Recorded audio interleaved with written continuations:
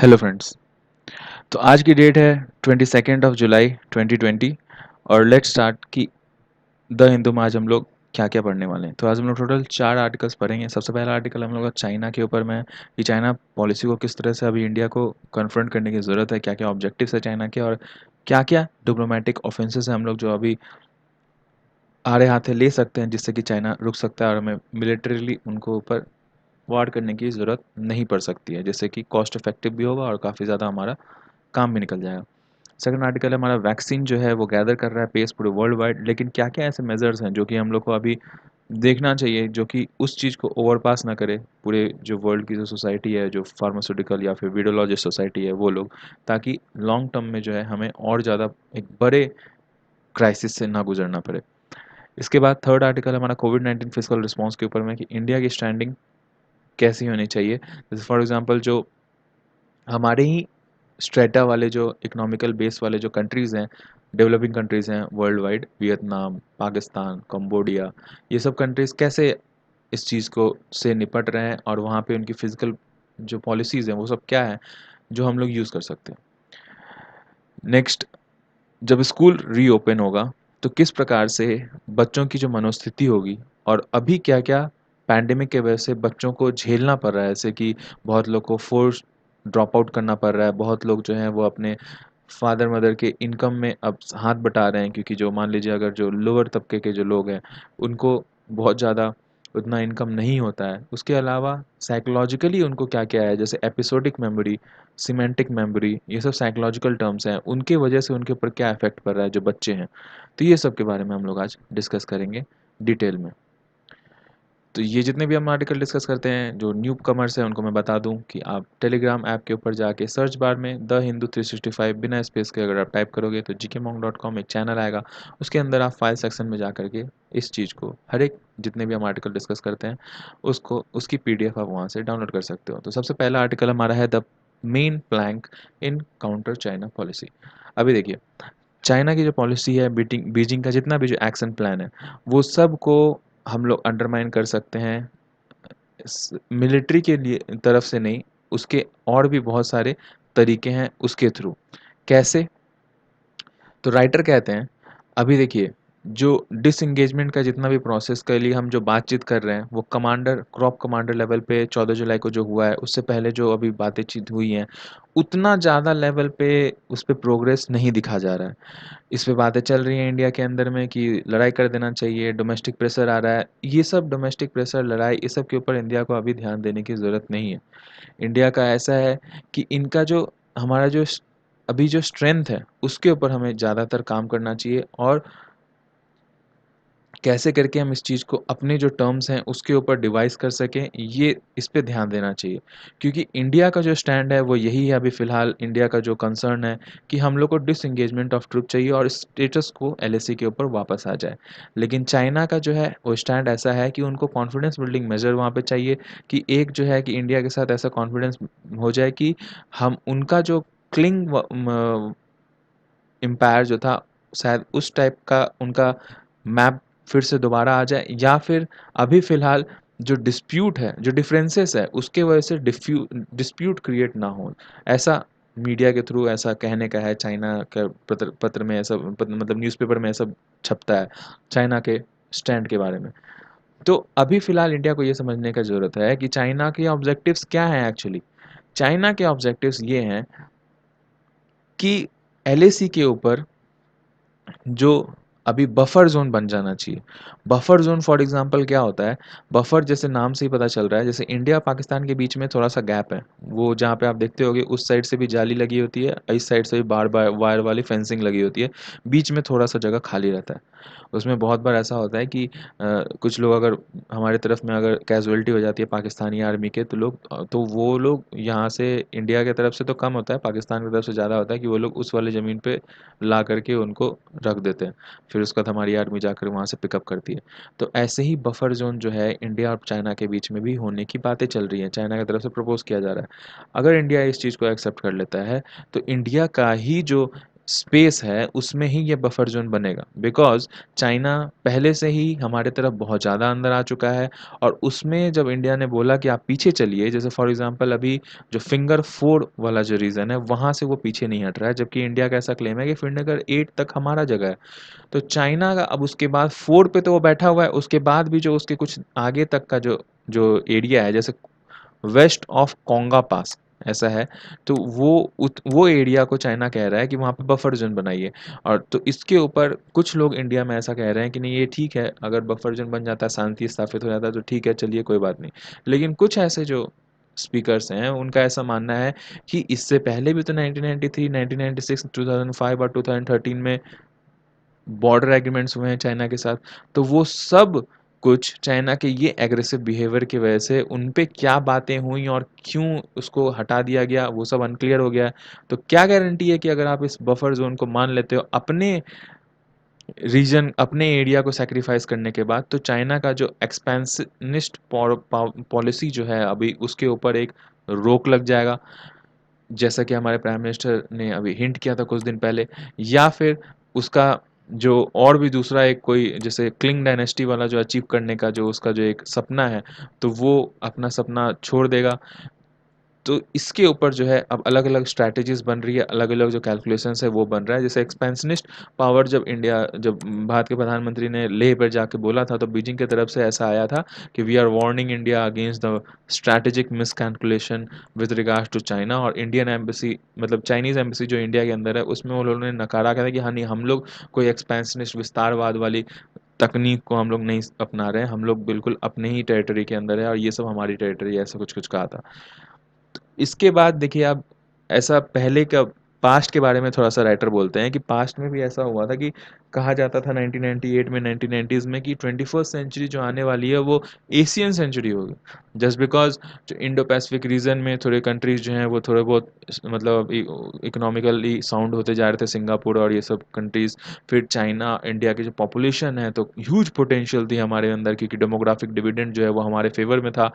तो जिस वजह से ऐसा कहा जा रहा था कि जो इकोनॉमी जो ड्राइव होगी वो एशियन कंट्रीज़ की तरफ से होगी। और जिस वजह से वेस्टर्न कंट्रीज़ जो हैं एशिया जो कंट्रीज़ हैं उसके साथ इंगेजमेंट वो लोग थोड़ा और ज़्यादा बढ़ाना शुरू कर दिए।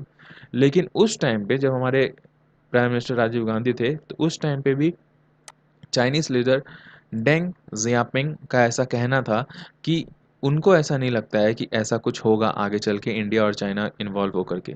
शायद उस समय इंडिया नहीं समझ पाया, लेकिन अब ऐसा क्लियर है कि उस समय हो सकता है शायद उनके माइंड में होगा कि 21st सेंचुरी में एशिया जाइंट्स आपस में ही शायद लॉगर हेड्स साबित होंगे।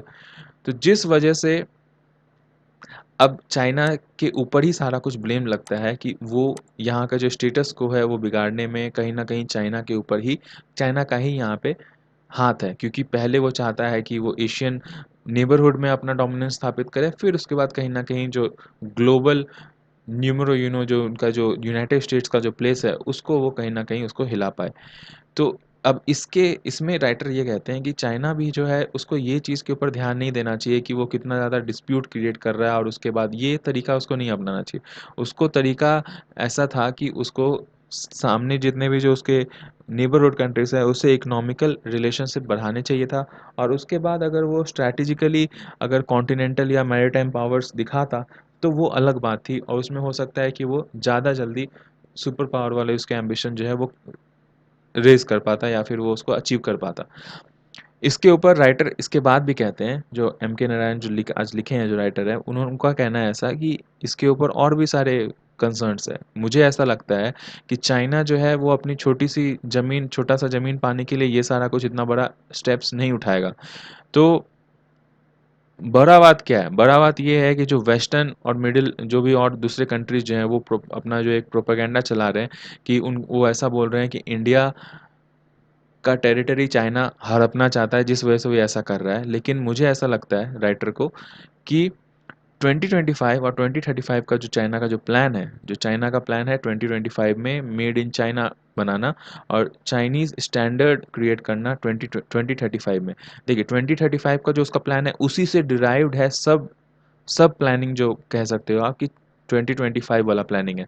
जैसे फॉर एग्ज़ाम्पल अभी चाइनीज़ प्रोडक्ट जो हैं वर्ल्ड वाइड चीप प्रोडक्ट के वजह से वो अपना मार्केट बना पाई है और वहाँ पे सब जगह है। लेकिन 2025 के बाद में 10 ऐसे सेक्टर हैं जिसमें अब जिसमें टेलीकॉम है आपका, फिर उसके बाद फार्मास्यूटिकल्स है, फिर आपका रेलवे सिग्नलिंग एंड ट्रांसपोर्टिंग वाला कंपनीज है, फिर इंफॉर्मेशन टेक्नोलॉजी है, इलेक्ट्रॉनिक सेक्टर है। तो ये सब में एक अपना ऐसा छाप छोड़ना चाहता है चाइना कि बहुत हद तक जो नो हाउ है और जो टेक्नोलॉजिकल इनोवेशंस है वो चाइना से बाहर ना जाए।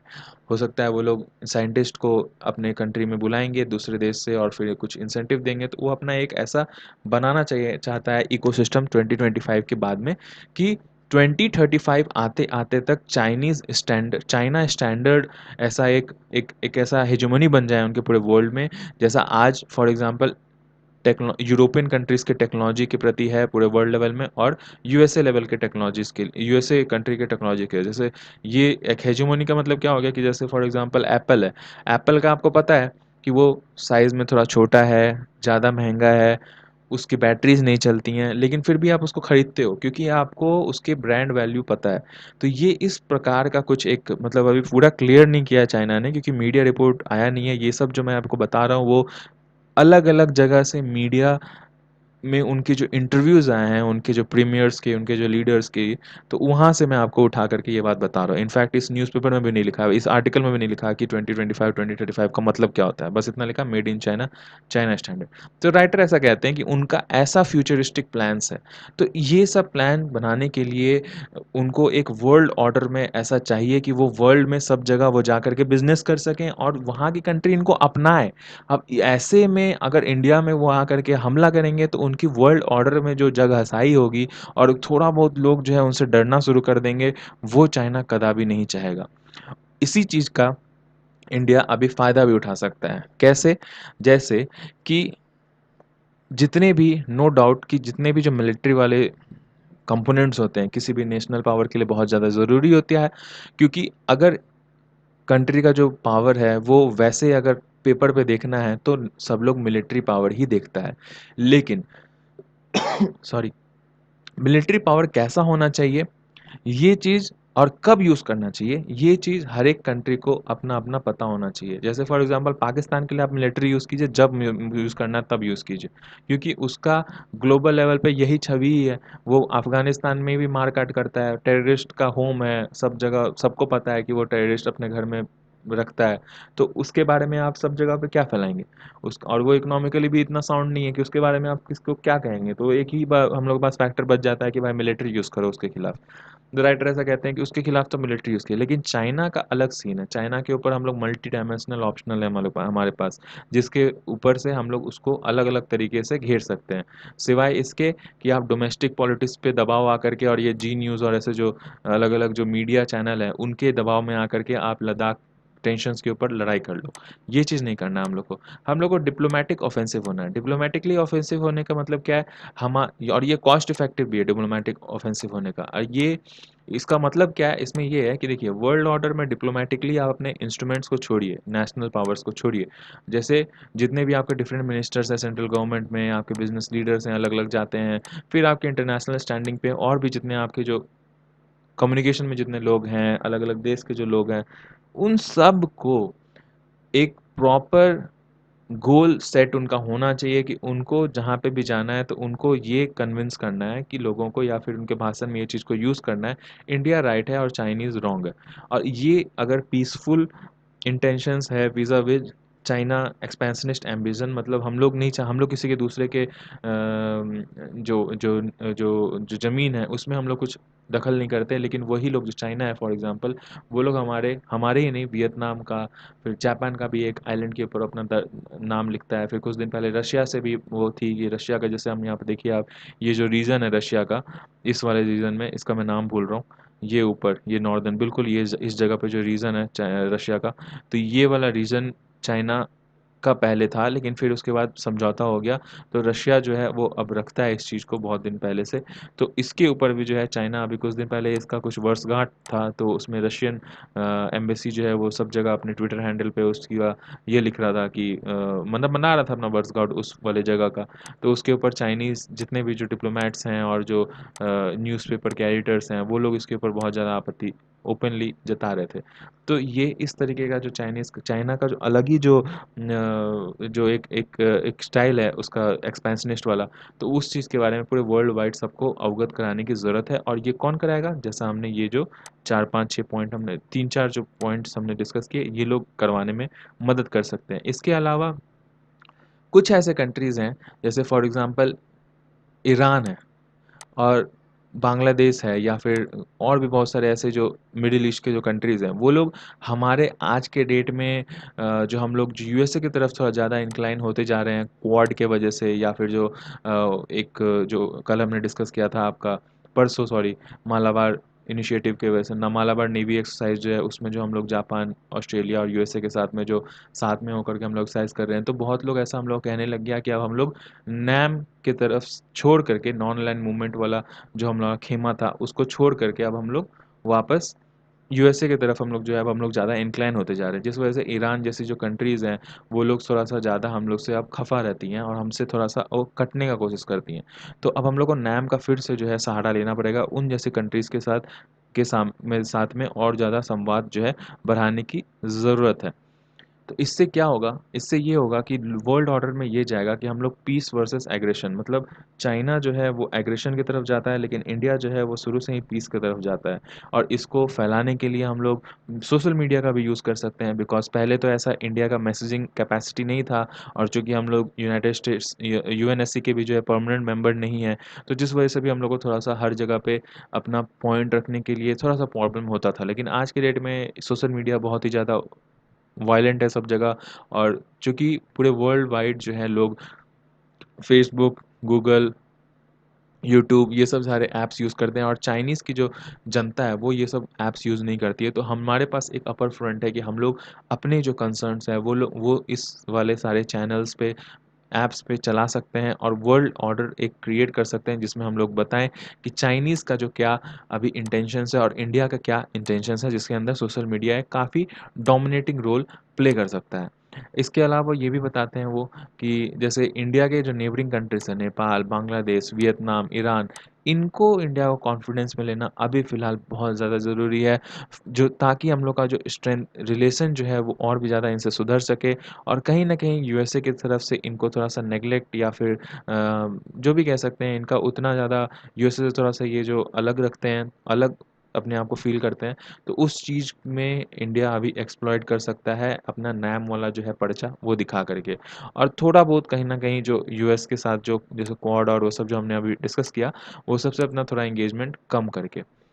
इसके बाद यूनाइटेड फेस जो है इंडिया के अंदर वो रखना बहुत ज़्यादा ज़रूरी है। जैसे फॉर एग्ज़ाम्पल वो ये कहते हैं कि जैसे ही अभी हम लोग जो नेशनल फ्रंट पे हमारी जो यहाँ पे लड़ाई शुरू हुई, तो बहुत सारे वहाँ चाइनीज़ माउथपीस के अंदर जो न्यूज़लेटर के अंदर में एडिटोरियल छपने लग गए वहाँ के लर्नर्स के द्वारा कि इंडिया की तरफ आप बॉर्डर पे अगर आप टेंशन क्रिएट करोगे, तो वैसे तो इंडिया स्टेट्स में डिवाइडेड है और वहाँ पे अलग सन ऑफ सॉइल और ये जातिवाद और अलग-अलग तरीके के मुद्दे चलते हैं।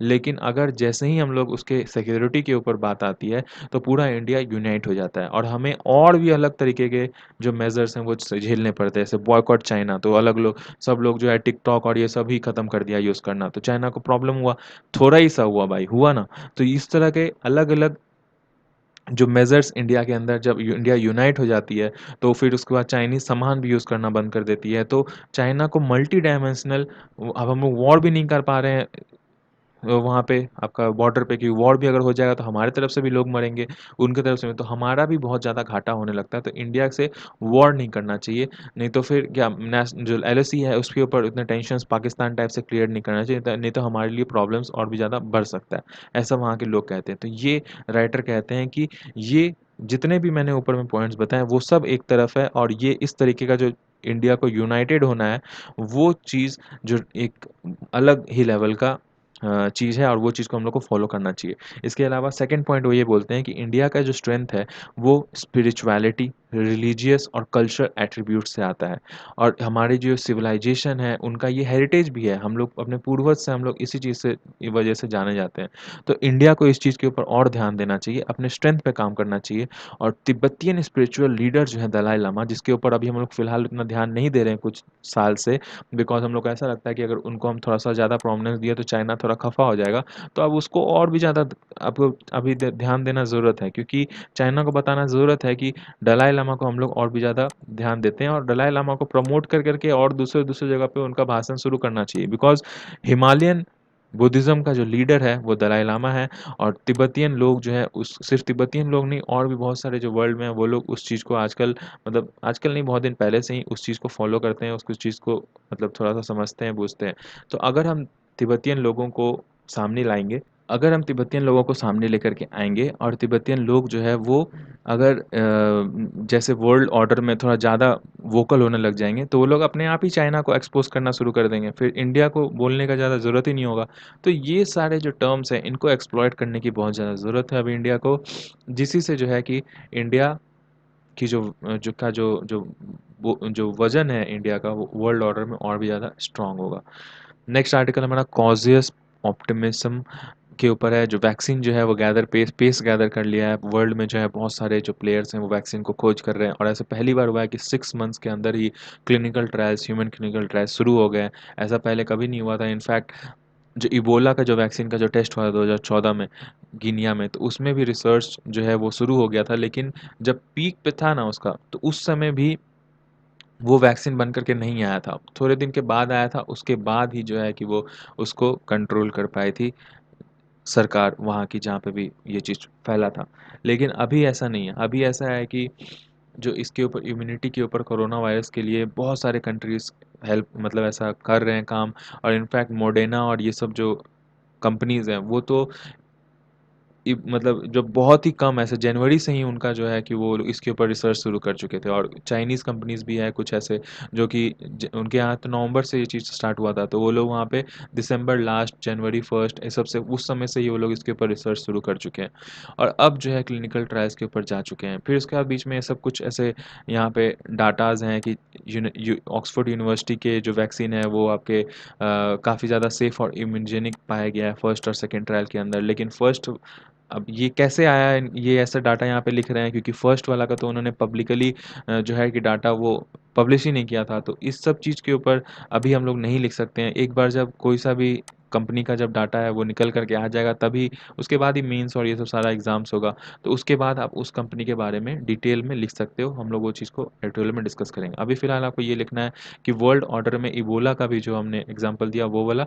और फिर लास्ट में जो कंक्लूज़न है वो ये कहते हैं कि जैसे जितने भी एफर्ट्स हैं एक्सेलरेट करने के लिए क्लिनिकल ट्रायल्स का, वो ठीक है। लेकिन हम लोग को ये चीज़ ध्यान देने की ज़रूरत है, 2 बातें। पहली कि हमें फ़ॉलो-अप को शॉर्ट नहीं करना। फ़ॉलो-अप पीरियड मतलब मान लीजिए अगर 14 दिन लगता है किसी को ठीक होने के लिए, तो वो 14 दिन तक उसको देखने की ज़रूरत है, उसको एग्ज़ामिन करने की ज़रूरत है। ये नहीं कि 4 दिन इसको एग्ज़ामिन करा और उसके बाद एवरेज निकाल कर के चारों दिन का डिवाइडेड बाय 4 करके फिर इंटू 14 कर कर के और उसको 14 दिन का निकाल लिया, ऐसा नहीं। ऐसा बिल्कुल नहीं करने का है। यहाँ पे यूनिटरी मेथड का टेस्टिंग नहीं करने का है। यहाँ पे बिल्कुल प्रॉपर आपको फ़ॉलो-अप करना है, बिल्कुल पीरियड देख कर के आगे चलना है कि इतना पीरियड में अगर ये बंदा ठीक हो रहा है तो उसका हर एक दिन में क्या-क्या रिस्पॉन्स था। बिकॉज़ आप वर्ल्ड वाइड अगर इस चीज़ को डालोगे तो हर एक आदमी का अलग डीएनए होता है, हर एक आदमी का अलग अंदर केमिकल जीन्स और ये सब सारा कुछ रिस्पॉन्स होता है। तो सब आदमी का तो आप वैसे भी सैंपलिंग नहीं कर रहे हो, सैंपलिंग आप कर रहे हो 5,000 6,000 लोगों का या फिर 3-4,000 ऐसे लोगों का। जैसे फॉर एग्ज़ाम्पल ऑक्सफोर्ड वाले में 5,000 बंदों का सैंपलिंग हुआ है। बहुत सारे तो ऐसे ही 3,500 का 3,500 साढ़े 400 लोगों का स सैंपलिंग कर करके एग्जामिन करके ह्यूमन ट्रायल क्लिनिकल ट्रायल कर करके और बाहर निकाल देते हैं वैक्सीन। तो इस वजह से अगर आप इसके बाद भी जो है कि अगर फॉलो अप नहीं करेंगे प्रॉपरली उतने दिनों तक का, तो बहुत ही वर्ल्ड वाइड जो है एक बहुत ही बड़ा प्रॉब्लम जो है, ये पैंडेमिक से भी ज़्यादा बड़ा प्रॉब्लम हो सकता है। केमिकल रिएक्शंस और ये सब सारा कुछ होकर के प्रॉब्लम क्रिएट हो सकता है। फिर इसके बाद आपको बाईपास नहीं करना है किसी भी क्लिनिकल स्टेप को, क्योंकि अगर टेस्टिंग में अगर ये चीज़ के बाद ये के बाद ये ए बी सी डी अगर होता है तो आपको ए बी सी डी जाने की ज़रूरत है, ए से डायरेक्ट सी नहीं जाने का है। तो इससे इससे भी जो है कि प्रॉब्लम हो सकता है, ऐसा राइटर कहते हैं। और ये वैक्सीन बनाने का जो ये एसिड टेस्ट है अभी ह्यूमैनिटी के लिए एक बहुत ही बड़ा अपॉर्चुनिटी भी कह सकते हैं और एक चैलेंज भी है, जिसको हम अभी हम लोग को कॉन्सिक्वेंसेस जो है वो देखने की ज़रूरत है। इस वजह से अभी जो स्टेप्स हैं काफ़ी फूँक फूँक के उठाने की ज़रूरत है। नेक्स्ट आर्टिकल है, थर्ड आर्टिकल, की कोविड-19 के वजह से फिजिकल रिस्पॉन्स है इंडिया की स्टैंडिंग की, वो कैसे और क्या होना चाहिए। तो कोविड-19 की वजह से जो रिलीफ मेजर्स हैं पूरे वर्ल्ड वाइड आपके उठाए गए, इंडिया के अंदर भी उठाए गए, लेकिन अभी फ़िलहाल ऐसा देखा जा रहा है कि इंडिया के रिलीफ मेजर्स की वजह से उतने अच्छे हेल्दी रिस्पॉन्स नहीं आ पा रहे। जैसे फॉर एग्जांपल चाइना के अंदर देखिए आपका जो कर्व है, वो वी कर्व में अब चेंज होना शुरू हो गया। उसका रिबाउंड होकर 3.5% आपका इकोनॉमी का बढ़ गया, लेकिन इंडिया में अभी तक नहीं बढ़ा। तो ये जो आपका आर्टिकल है वो ऐसा कहते हैं कि हमने पहले भी एनालिसिस किया था आपका द हिंदू में, आपका इंडियाज़ फिजिकल रिस्पॉन्स में, वो 18 अप्रैल 2020 वाले संस्करण संस्करण में हुआ था। अब उसके बाद वो आगे बढ़ाते हैं जिसके अंदर में international monetary policy tracker, the covid economical stimulus CSC, और भी जो तमाम तरह के जो रिपोर्ट्स हैं उन सब चीज़ को थोड़ा बहुत ध्यान देते हुए ये आगे इसके ऊपर बढ़ते हैं। तो वो ये कहते हैं कि जैसे बिफोर आत्मनिर्भर पैकेज जब रिलीज़ हुआ था, अनाउंस हुआ था, उसके पहले इंडिया जो है वो काफ़ी ज़्यादा लैग करता था। जो इसके similar GDP per capita income वाले जो कंट्रीज़ थे, जहाँ पे स्टेट कैपेसिटी जो थी वो करीब-करीब बराबर वाली थी, और जो स्ट्रक्चर ऑफ लेबर फोर्स है वो कहीं-कहीं सेम था। जैसे फॉर एग्ज़ाम्पल वियतनाम, पाकिस्तान, ये सब जो कंट्रीज़ हैं वो सब कहीं न कहीं हमारे थोड़े बहुत, मतलब अगर एक पूरे इंडिया भर में नहीं, अगर एक-एक स्टेट का देखा जाए या फिर कोई जो अच्छे स्टेट का है इंडिया, उसके थ्रू उससे अगर मैच किया जाए, तो वो कहीं न कहीं हमारे जैसे ही कंट्री है वो सब भी। तो उनके कंपैरिज़न में जब इंडिया का देखा गया तो इंडिया की स्थिति काफ़ी ज़्यादा दयनीय थी। उसके बाद हमारे यहाँ पे फिजिकल रिस्पॉन्स और मॉनेटरी कंपोनेंट को बूस्ट करने के लिए हमारे यहाँ पे फ़ाइनेंशियल पैकेजेस अनाउंस कर दिए गए, जो कि सरकार की तरफ से कहा गया कि आत्मनिर्भर पैकेज जो है हमारे 10% ऑफ जीडीपी है। लेकिन वर्ल्ड वाइड ऐसा रिस्पॉन्स था, हेडलाइंस बना उनके अपने कैलकुलेशंस के अनुसार कि 4% ऑफ इंडियन जीडीपी जो है वो ऐसा यूज़ किया जा रहा है।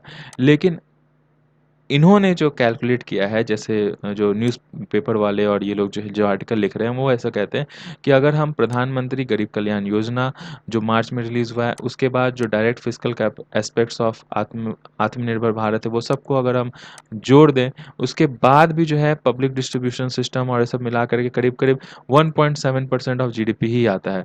तो ये एक बहुत ही बड़ा सिग्निफिकेंट डिमांड साइड इंटरवेंशन, जो अगर बहुत ही बड़ा, अगर आप देखिए कि बहुत ही बड़ा एक लूप होल है हमारे फिजिकल स्टिमुलस पैकेज में, कि हम लोग उस प्रकार का जो सेवा है जो कि बाकी के जो देश वो दे रहे हैं वो हम लोग नहीं दे पा रहे हैं। जैसे फॉर एग्जांपल अगर आप 40,000 करोड़ जो हमारा Mahatma Gandhi national rural employment guarantee मनरेगा का है, उसको आप देखिए तो वो एक काफ़ी अच्छा एक डिमांड साइड को बढ़ाने के लिए एक हमारा मेजर, डिमांड साइड बढ़ाने वाला सीन जो था वो हमने पहले भी डिस्कस किया है कि जैसे मान लीजिए अगर डिमांड, जनता के पास पैसा होगा तभी वो सामान खरीदेगी ज़्यादा से ज़्यादा, अगर पैसा नहीं होगा तो सामान खरीदेगी नहीं, सामान नहीं खरीदेगी तो कंपनी वाले मैन्युफैक्चर नहीं करेंगे, मैन्युफैक्चर ज़्यादा नहीं करेंगे तो वो लोगों को जॉब करना देना बंद कर देंगे, और जॉब देना बंद कर देंगे तो लोग उतना टैक्स पे करना बंद कर देंगे, टैक्स पे करना बंद कर देंगे तो फिर सरकार के पास पैसा नहीं आएगा, जीडीपी नहीं बढ़ेगा, जीडीपी नहीं बढ़ेगा तो हम लोग का जो गोल है वो अचीव नहीं होगा।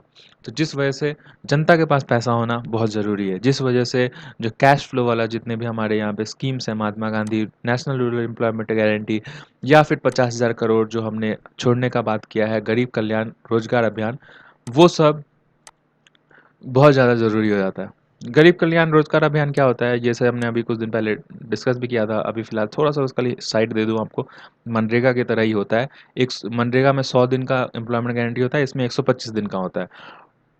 ये सेलेक्टेड डिस्ट्रिक्ट्स में ही सिर्फ अवेलेबल है, जीकेआरए, और मनरेगा जो है ऑल ओवर इंडिया के ऊपर अवेलेबल है।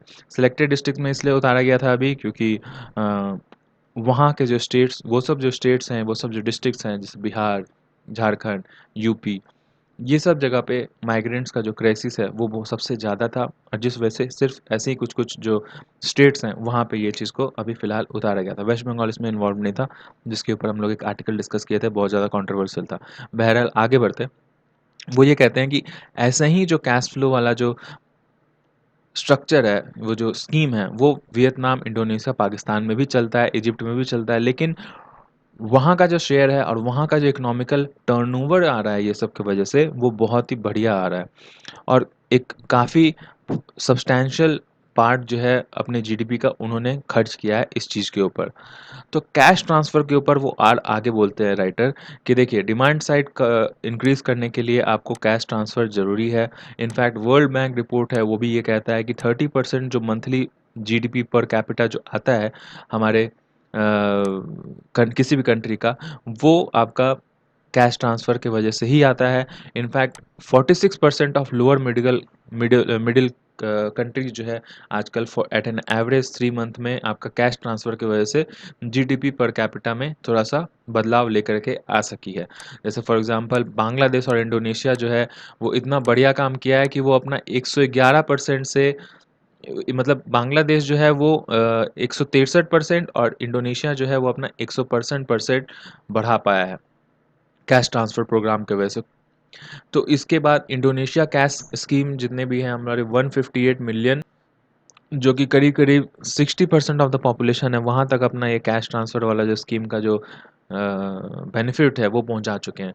तो इस वजह से आप देखिए कि अर्बन रूरल सेटिंग जो है उसमें वो लोग काफ़ी एक अच्छा प्रोग्राम चला करके अपना इकोनॉमी को ओवररूल कर रहे हैं। इंडिया में जैसे नरेगा ही चलता है, मनरेगा चलता है आपका, तो वो किसके लिए है? वो उन्हीं के लिए है जो कि थोड़े गरीब लोग हैं, माइग्रेंट्स लोग हैं, या फिर जो एक्सक्लूडेड जो सोसाइटी के सेक्टर है उनके लिए है। लेकिन इंडिया में बहुत बड़ा मास जो है वो मिडिल क्लास लोगों का है, जो थोड़े बहुत वेल ऑफ हैं। तो उन वो लोग मनरेगा में तो आपका जा करके और वो वैसा काम नहीं करेंगे। ऑब्वियसली बहुत कम, ऐसा मान लीजिए वो कोई करता भी अगर है तो, लेकिन वो उतना लेवल पे तो नहीं कर रहा है कोई। तो उस वजह से इस वाले सेक्टर को भी कैसे आप कैश ट्रांसफ़र प्रोवाइड करवा पाओ, ये इसके ऊपर ध्यान देने की ज़रूरत है, ऐसा राइटर कहते हैं। इसके बाद आपको एनहांस करने की ज़रूरत है मनरेगा को भी। जैसे फॉर एग्ज़ाम्पल वर्ल्ड बैंक का जो लिस्ट आया था, एक 621 मेजर्स उन्होंने बताया था 173 कंट्री में फॉलो करवाने के लिए, कि अभी इकोनॉमिकल मेजर्स आप लोग क्या-क्या उठा सकते हो, पैंडेमिक से लड़ने के लिए या फिर इकोनॉमी को बूस्ट करने के लिए। तो उसके अंदर आप देखिए कि हाफ़ से ज़्यादा जो मेजर्स थे वो कैश ट्रांसफ़र वाले ही, कैश बेस्ड मेजर्स ही थे। उसके बाद जो 50% बचा था उसमें 23% फूड असिस्टेंस के ऊपर रिलेटेड मेजर्स थे, और 25% जो है वो लोन वेवर, लोन आगे बढ़ा देने का, जैसे इंडिया भी फॉलो किया था। 3 महीने अभी आगे बढ़ा दिया है, टेम्पो खरीदे तो 3 महीने बाद उसका आप लोन दीजिएगा। तो ये सारे प्लान्स थे। तो 2% जो बच जाता है वो पब्लिक वर्क के ऊपर उन्होंने मेजर्स दिए थे। शायद वो इसलिए नहीं दिए होंगे क्योंकि अभी उनको लगा होगा फिजिकल डिस्टेंसिंग भाई अभी मेंटेन करना ज़रूरी है, तो अभी इस टाइम से हम लोग जो है अभी नहीं देंगे ये सब सारा कुछ के बारे में। तो लेकिन उसी के ऊपर जो है मेक्सिको जो है उस चीज़ को फॉलो कर करके, और उन्होंने enlargement of rural permanent employment जो है अपना एक स्कीम बनाया अपने देश के अंदर, जिसके अंदर 2 लाख से ज़्यादा फार्मर जो है उससे बेनिफिट ले पाए और उनको उस चीज़ से फ़ायदा हुआ। इंडोनेशिया जो है वो क्या किया, इसमें करीब-करीब 7,000 करोड़ उसने अपना मतलब ये पारित किया एक स्कीम के द्वारा, और उसमें फंड जो है वो पब्लिक वर्कर को देने शुरू किया, जिसके अंदर 6 लाख से ज़्यादा वर्कर जो है वहाँ पे लाभान्वित हुए। इंडिया में वर्ल्ड लीडर है इंडिया इस चीज़ के ऊपर। हमारा मनरेगा जो स्कीम आता है जिसमें जितना इसमें लोगों को एम्प्लॉयमेंट मिलता है, गारंटी एम्प्लॉयमेंट गारंटी मिलता है, और जो स्कीम है वो और कहीं नहीं है। लेकिन अभी इंडिया को ये चीज़ को अर्बन लेवल पे लेकर जाना बहुत ज़रूरत है। जैसे अर्बन लाइवलीहुड मिशन जैसे झारखंड में और उड़ीसा में और तो कहीं-कहीं जो चल रहा है, वो पूरे नेशनल लेवल पे लेकर के जाने का, पुश करने का बहुत ज़्यादा ज़रूरी है। अभी इसके अलावा और क्या-क्या स्टेप्स डेवलपिंग वर्ल्ड उठा रहे हैं? देखिए, डेवलपिंग वर्ल्ड जो है 2 काम कर रहे हैं। पहला, ये उन्होंने कुछ-कुछ कंट्रीज़ जो हैं वो अमेंड कर दिया अपना लीगल बजट लिमिट। जैसे मान लीजिए जो उनका बजट लिमिट मान लीजिए अगर ₹100 का था, तो उसको बढ़ा करके, बिकॉज़ अभी कोविड-19 की वजह से ज़्यादा खर्चा हो रहा है, तो उसको बढ़ा करके ₹150 कर दिया। तो जब बजट लिमिट ही बढ़ गया तो उनका फिर उसके बाद वो नहीं हो रहा है, क्या कहते हैं उसको, फिज़िकल डेफ़िसिट नहीं हो रहा है। तो फिज़िकल डेफ़िसिट नहीं हो रहा है तो क्योंकि फिज़िकल डेफ़िसिट से ही तो एफडीआई और वर्ल्ड रैंकिंग और ये सब सारा कुछ होता है ना, कि एफडीआई आना चाहिए, ये नहीं आना चाहिए। तो ये सब जो है ग्रोथ रेट और ये सब सारा कुछ, तो वो अमेंडमेंट करके अपना लीगल बजट जो है अपना बढ़ा दिए। उसके बाद कुछ लोग जो है ऐसा किए कि वो अपना बॉन्ड इशू कर दिए। बॉन्ड इशू करने से क्या हो गया, पैंडेमिक से और बढ़िया तरीके से वो लड़ सकते थे। बॉन्ड इशू करने से क्या होता है, वो भी फिजिकल डेफिसिट को कम करता है। जैसे फॉर एग्जांपल, मैं बाजार गया अगर कुछ सामान खरीदने, मम्मी ने मुझे दिया है सिर्फ 50 रुपये, लेकिन मेरा वहाँ पे खर्च हो रहा है करीब करीब 80 रुपये, और ये चीज़ मुझे घर से निकलने के बाद पता चला। तो मैं दुकानदार को अगर वहाँ पे एक पेपर में लिख करके दूंगा कि मैं ये पेपर जो है आपको लिख करके दे रहा हूँ, और इस वजह से जो एक्स्ट्रा जो पैसे हैं 30 रुपये 40 रुपये जो भी, वो ये पेपर सर्व करेगा, और यही पेपर मैं आपको, अगर मान लीजिए 40 रुपये मेरे को और एक्स्ट्रा देना है, तो मैं आपसे 2 दिन के बाद आकर के ये आपसे पेपर 50 रुपये में खरीद करके वापस लेकर के जाऊँगा। तो इसके इस पेपर के बदले मैं आपको 50 रुपये दूंगा। ये चीज़ जो एक है ना, वो बॉन्ड होता है। वही चीज़ बॉन्ड आपके इंडियन गवर्नमेंट हो या फिर बैंक्स हो, वो मार्केट में सर्कुलेट करती है। और जैसे मार्केट, वो मार्केट नहीं, सब्जी बाज़ार, वो शेयर मार्केट और वो सब मार्केट में बॉन्ड जो है वो सर्कुलेट होता है। और जो मार्केट में सर्कुलेट होता है, जैसे मान लीजिए नया बॉन्ड अगर निकल रहा है, तो वो प्राइमरी मार्केट में सर्कुलेट होगा, और वही मार्केट रहता है, और कोई दूसरा मार्केट चेंज नहीं होता है, वही सेम मार्केट रहता है। लेकिन अगर मैं वो बॉन्ड शुरू में खरीदा था, जो नया नया बॉन्ड था, उसके बाद मेरे को 2 महीने बाद पैसे की ज़रूरत पड़ गई, और मैं चाहता हूँ कि ये बॉन्ड खरीदूँ, लेकिन अभी स्टेट जो है वो वापस खरीदने के पक्ष में नहीं है, तो कोई दूसरा बंदा अगर मुझसे ये खरीद लेता है, तो वो सेकेंडरी मार्केट से खरीदेगा। मतलब वही सेम मार्केट है, वही सब कुछ सेम है, लेकिन ये चूंकि ये बॉन्ड जो है वो थोड़ा पुराना हो गया, जिस वजह से ये सेकेंडरी मार्केट कहलाता है। तो देखिए, ये आपका एक थोड़ा कॉन्सेप्ट क्लियर हो गया। अब उसके बाद हम आर्टिकल के ऊपर आते हैं। आर्टिकल में ये कहता है कि अमेंडमेंट कर रहे हैं वो लोग लीगल लीगल बजट बढ़ाने के लिए, लिमिट बढ़ाने के लिए, और दूसरा एनहांस कर रहे हैं वो लोग अपना बॉन्ड इशू कर करके। तो पैंडेमिक की वजह से इंडोनेशिया ने अभी बॉन्ड वाला इशू किया है, और भी कुछ कुछ ऐसे कंट्रीज जो हैं वो कि लीगली वो लोग बॉन्ड जो है वो अपना इशू कर रहे हैं, और फिर उन्हीं का जो गवर्नमेंट का जो गवर्नमेंट सेक्टर जो है वो प्राइमरी मार्केट में जा करके वही सब बॉन्ड को खरीद रही है। मतलब खुद ही इशू कर रहे हैं और खुद ही खरीद रहे हैं, और वो जो पैसे जो दे रहे हैं वो अपने ही आरबीआई से छाप छाप के अपना मोनेटाइज कर रहे हैं अपने डेफिसिट को। जो डेफिसिट मान लीजिए, ये अगर ऊपर वाला जो कर्व है, सीरीज 1 ऊपर वाला है, सीरीज 2 नीचे वाला है, तो ऊपर वाला जो कर्व है वो आपका नॉर्मल फिजिकल होना चाहिए, मतलब नीचे वाला कर्व है जो नॉर्मल फिजिकल होना चाहिए, लेकिन आपका खर्च जो हो रहा है वो ऊपर वाला हो रहा है। तो ये जो बीच का जो गैप है, तो अगर हम बॉन्ड सेंड कर दे रहे, सेल कर दीजिए जो कंट्री, तो उसको कुछ पैसे मिल जा रहे हैं बाहर से, और वो बाहर से मिले या फिर वो उसका खुद का आरबीआई छाप कर दे उस बॉन्ड की वजह से, तो ये जो बीच का जो गैप है वो तो बढ़ जा रहा है। तो मतलब ये वाला लाइन और ये वाला लाइन एक ही साथ में आ जा रहा है। तो ये चीज़ काम कर रहा है वो लोग बॉन्ड सेल कर करके। तो इसके ऊपर इंडिया को भी ऐसा सजेशन आता है कि जैसे इंडोनेशिया, ब्राज़ील, ये लोग अपने लॉ के ऊपर अमेंडमेंट कर करके और गवर्नमेंट बॉन्ड्स बेच-बेच करके और अपना जो डेफ़िसिट है उसको सुधार रहा है। तो वैसे ही इंडिया को भी ऐसा करना चाहिए, ताकि डेब्ट और जीडीपी रेशियो जो है वो कंट्रोल हो जाए।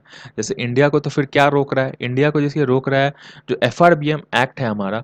एफआरबीएम एक्ट क्या होता है? जैसे हर साल हम लोग ये दो 2005 या 2003 ऐसे कुछ में अमेंड किए थे ये चीज़ को, एफआरबीएम लेकर के आए थे। एफआरबीएम के अंदर क्या होता है, सेंट्रल बैंक, मतलब ऐसा हमारे गवर्नमेंट के ऊपर ऑब्लिगेशंस होता है कि हम लोग फिजिकल डेफिसिट इतने लेवल से ज़्यादा बढ़ा नहीं सकते, और अगर बढ़ाए हुए कम कैसे लेकर के आएंगे, तो हम लोग अगले साल 0.5% कम करेंगे, उसके अगले साल 2% कम करेंगे, उसके अगले साल फलाना फलाना परसेंट कम करके हम लोग न्यूट्रल लेकर के आएंगे। हमारा ये जो कर्व है आपका, जो ये ऊपर ऊपर वाला और नीचे वाला, ये दोनों को एक लाइन पे लेकर के आएंगे।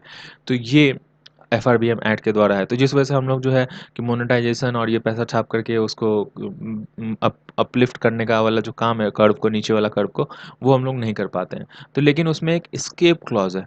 एस्केप क्लॉज के अंदर अगर हम इस चीज़ को एक्टिवेट कर देते हैं, अमेंड कर देते हैं, तो हम लोग ये सब सारा कुछ मेजर्स और भी कुछ कुछ मेजर्स जो हैं वो हम लोग इसको इसमें उठा सकते हैं, और हमारा जो डेब्ट टू जीडीपी रेशियो है, उस चीज़ को हम लोग थोड़ा बहुत कंट्रोल कर सकते हैं। तो अभी राइटर कहते हैं ये बिल्कुल अभी ही टाइम है, ये आपको ये सब चीज़ उठाने का ज़रूरत है, क्योंकि बहुत सारे मंथ ऐसे गुजर चुके हैं जिसके अंदर आपका रिकवरी नहीं हुआ है, और अभी अगर आपका रिकवरी नहीं हुआ तो बहुत ही ज़्यादा सिचुएशन जो है वो आपका ख़राब हो जाएगा। और कहीं मतलब अभी आप मार्केट से ले लीजिए पैसा, या फिर अपना बॉन्ड से अपना कैसे भी करके मोनेटाइज कर लीजिए, तो ज़्यादा बढ़िया है, क्योंकि आपको जो है ग्राउंड लेवल पे कैश ट्रांसफ्लो करना फ्लो करना, या फिर जो हम लोग चाइना के लिए जो रेफ़र किए थे 2-3 दिन पहले, जो प्री पेड वाउचर जो वो लोग प्रोवाइड करवा रहे थे, इसमें वर्चुअल करेंसी जो है वो लोग सर्कुलेट करवा रहे थे, ये सब भी जो मेजर्स हैं वो इंडिया ले सकता है। खैर ये वर्चुअल करेंसी वाला इसके अंदर नहीं लिखा हुआ है, लेकिन मैं आपको याद दिला दिया कि 2-3 दिन पहले हम लोग वो चीज़ भी किए थे। लास्ट आर्टिकल आज का क्या है, मस्त आर्टिकल है ये, फोर्थ आर्टिकल बिल्कुल बहुत सही आर्टिकल है। जैसे स्कूल ओपन अगर रीओपन होगा तो क्या-क्या मेजर्स हैं? देखिए, जैसे हम लोग चाह रहे हैं कि जल्दी-जल्दी पैंडेमिक खत्म हो, हम लोग बाहर निकले, वैसे ही स्कूल गोवर्स जो है वो लोग भी चाह रहे हैं कि जल्दी-जल्दी पैंडेमिक खत्म हो और हम लोग नॉर्मल स्कूल के अंदर जाएँ। वहाँ प्लेग्राउंड को हम लोग एन्जॉय करें, और हम लोग जो नॉर्मल टीचिंग्स हैं उसको हम लोग एन्जॉय करें।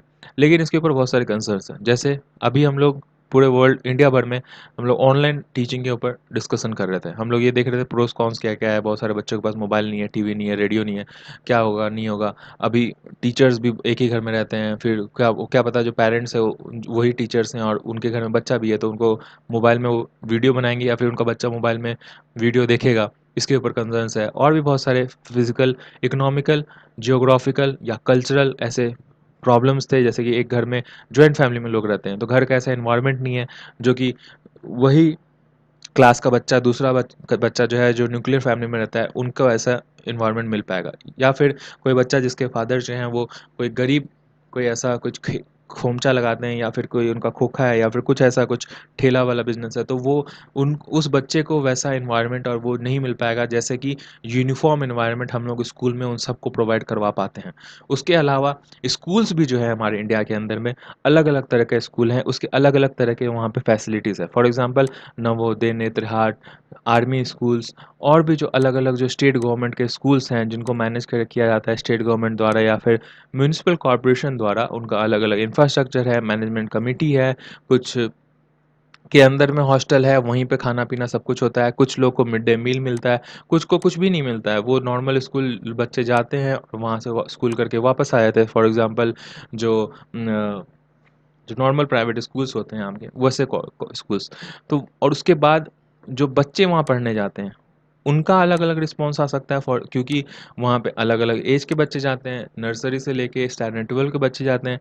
तो जो बड़े बच्चे हैं वो लोग तो इस चीज़ को समझ सकते हैं, और अभी जो पैंडमिक हुआ उसके जो एक्सपीरियंस हैं उनको कैसे अलग अभी व्यवहार करना है उसके बाद में वो उनको पता है। लेकिन जो छोटे बच्चे हैं, उनके ऊपर ये चीज़ का बहुत बड़ा इम्पैक्ट पड़ता है, क्योंकि 6 महीने गैप में वो लोग जो-जो चीज़ अपने घर में सीखे हैं, देखे हैं, उनके बैकग्राउंड में क्या-क्या चल रहा था, वो सब चीज़ बहुत ही बुरा इम्पैक्ट एक ला सकता है। उसके अलग-अलग इम्पैक्ट हो सकते हैं, जिसके ऊपर टीचर्स को जो है अभी क्लास में, स्कूल में जो कल्चर कैसे करके उनको मेंटेन करने का है, उसके ऊपर बातचीत करना बहुत ज़्यादा ज़रूरत है। क्योंकि डेविड इंगोवर ऐसा एक नोटेड स्वीडिश बायोलॉजिस्ट है, उनका ऐसा कहना है कि मेमोरी ऑफ द फ्यूचर मतलब अल्टरनेटिव हाइपोथेटिकल बिहेवियर जो है वो एक पैटर्न है जिसके अंदर आगे क्या हो सकता है उसके लिए हम साइकोलॉजिकली प्रिपेयर्ड रहते हैं पहले से ही।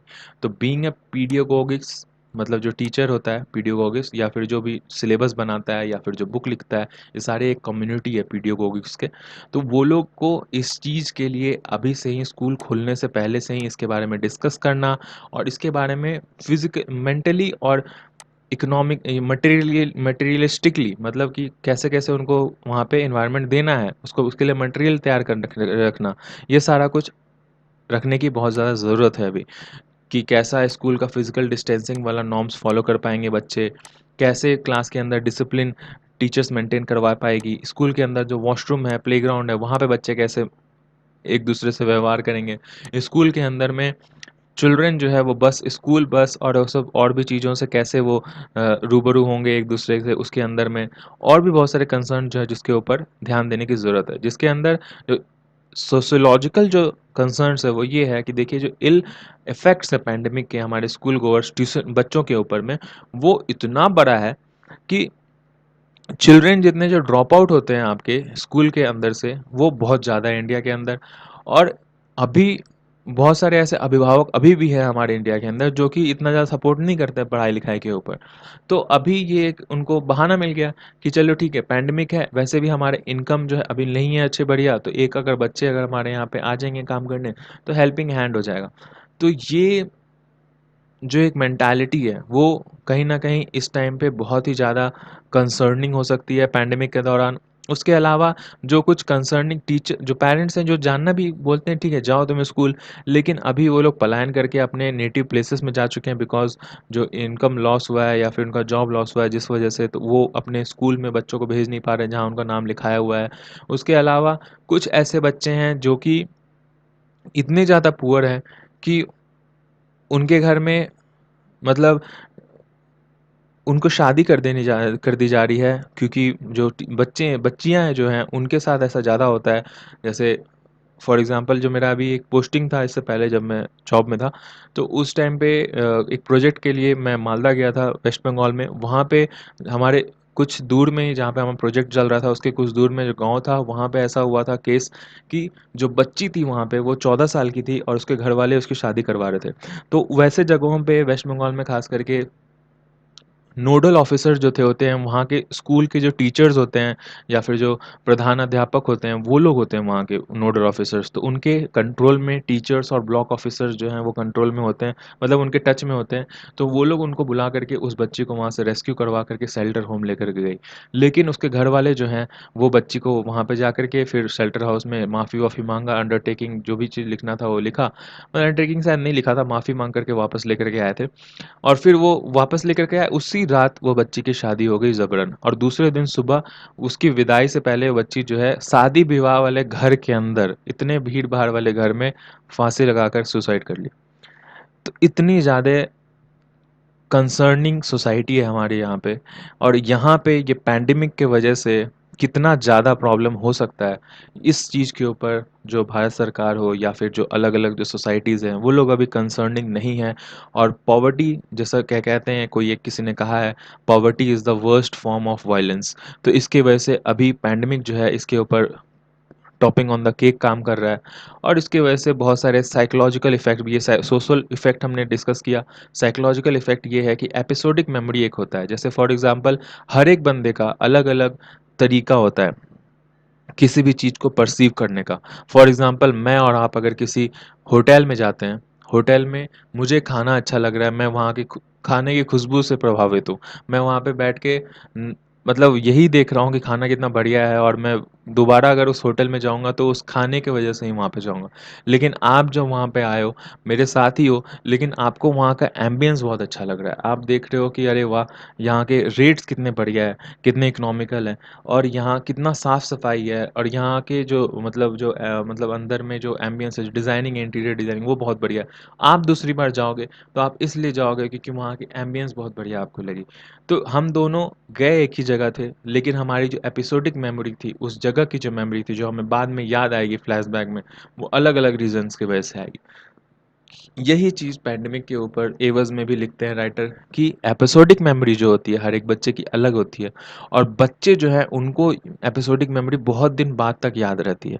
और पैंडेमिक के वजह से बिकॉज़ उनके कल्चरल, एजुकेशनल और उनकी जो अंदर की जो उनकी जो बैकग्राउंड जो है वो अलग-अलग है। कोई जॉइंट फैमिली में रहता है, कोई न्यूक्लियर फैमिली में रहता है, कोई किसी के इकोनॉमिकल क्राइसिस है, कोई ठीक है, कोई नहीं है, किसी के घर में कोई बीमार हो गया था कोरोना की वजह से। तो कुछ भी जो है उनका एपिसोडिक मेमोरी अलग-अलग है, जिसके वजह से जो सिमेंटिक मेमोरी है, सिमेंटिक मेमोरी मतलब सिमेंटिक मेमोरी वो होता है कि जैसे जो लॉन्ग टर्म जो आपको याद रहता है, जैसे फॉर एग्जांपल एबीसीडी अगर मुझे याद है, तो वो आपको भी वैसे ही याद होगा। उसमें एपिसोडिक मेमोरी वाला कोई इवेंट नहीं है, एबीसीडी सबको वही याद रहता है।